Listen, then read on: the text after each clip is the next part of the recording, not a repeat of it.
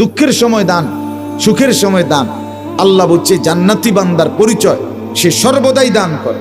সুখে বেশি দিবে, কম থাকতে তো কমই দিবে। কখনো 100 টাকা দিল তো আজকে 10 টাকাই দেব, অসুবিধা কি? কখনো 50 টাকা দিছে তো আজকে 2 টাকাই দেব। 2 টাকার কি কোনো সওয়াব নাই? কথা বলেন না কেন? এক পয়সার কোনো সওয়াব নাই? সওয়াব আছে। নবীজি বলছে তোমার কাছে কিচ্ছু নাই তো একটা খেজুর আল্লাহর রাস্তায় সাদকা করো।